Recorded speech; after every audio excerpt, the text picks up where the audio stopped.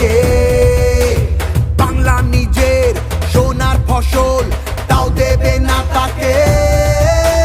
সবার ওপর এ অত্যাচার করলে তুমি যদি, জমিদার আজ তোমায় যেন ছাড়তে হবে গদি।